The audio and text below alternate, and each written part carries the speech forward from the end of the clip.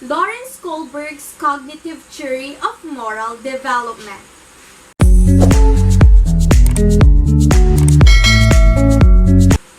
Hey guys, welcome back to my channel. This is me again, Teacher Pauline, and today let's talk about the Lawrence Kohlberg's cognitive theory of moral development.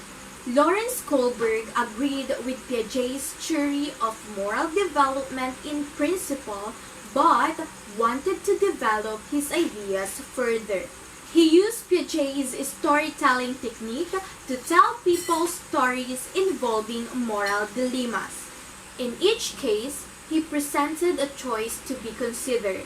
For example, between the rights of some authority and the needs of some deserving individual who is being unfairly treated.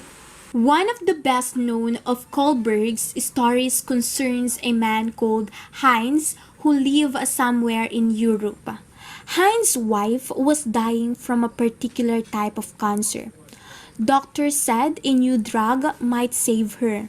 The drug had been discovered by a local chemist, and the Heinz tried desperately to buy some, but the chemist was charging 10 times the money it cost to make the drug, and this was much more than the Heinz could afford. Heinz could only raise half the money, even after help from family and friends. He explained to the chemist that his wife was dying and asked if he could have the drug cheaper or pay the rest of the money later. The chemist refused, saying that he had discovered the drug and was going to make money from it. The husband was desperate to save his wife, so later that night, he broke into the chemist and stole the drug. Kohlberg asked a series of questions such as, should Heinz have stolen the drug? Would it change anything if Heinz did not love his wife? What if the person dying was a stranger? Would it make any difference? Should the police arrest the chemist for murder if the woman died? By studying the answers from children of different ages to these questions, Kohlberg hoped to discover how moral reasoning changed as people grew older. The sample comprised 72 Chicago boys aged 10 to 16 years, 58 of whom were followed up at 3-yearly intervals for 20 years. Each boy was given a 2-hour interview based on the 10 dilemmas. What Kohlberg was mainly interested in was not whether the boys judged the action right or wrong, but the reasons given for the decision. He found that these reasons tended to change as the children got older. Kohlberg identified 3 distinct levels of moral reasoning: pre-conventional, conventional, and post-conventional. Each level has 2 substages. People can only pass through these levels in the order listed. Each new stage replaces the reasoning typical of the earlier stage. Not everyone achieves all the stages. Kohlberg's stages of moral development. Level 1. Pre-conventional morality. At the pre-conventional level, most 9-year-olds and younger, some over 9, we don't have a personal code of morality. Instead, our moral code is shaped by the standards of adults and the consequences of breaking the rules. Authority is outside the individual, and reasoning is based on the physical consequences of actions. Stage 1. Obedience and punishment orientation. The child or individual is good in order to avoid being punished. If a person is punished, they must have done wrong. Stage 2. Individualism and exchange.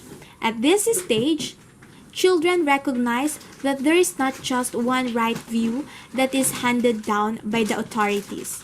Different individuals have different viewpoints. Level 2. Conventional morality. At the conventional level, most adolescents and adults, we begin to internalize the moral standards of valued adult role models. Authority is internalized but not questioned, and reasoning is based on the norms of the group to which the person belongs. Stage 3. Good interpersonal relationships. The child or individual is good in order to be seen as being a good person by others. Therefore, answers relate to the approval of others. Stage 4. Maintaining the social order. The child or individual becomes aware of the wider rules of society, so judgments concern obeying the rules in order to uphold the law and to avoid guilt. Level 3. Post-conventional morality. Individual judgment is based on self-chosen principles, and moral reasoning is based on individual rights and justice. According to Kohlberg, this level of moral reasoning is as far as most people get. Only 10 to 15% are capable of the kind of abstract thinking necessary for stage 5 or 6, post-conventional morality. That is to say, most people take their moral views from those around them, and only a minority think through ethical principles for themselves. Stage 5. Social contract and individual rights. The child or individual becomes aware that while rules or laws might exist for the good of the greatest number, there are times when they will work against the interests of particular individuals. The issues are not always clear-cut. For example, in Heinz' dilemma, the protection of life is more important than breaking the law against stealing. Stage 6. Universal principles.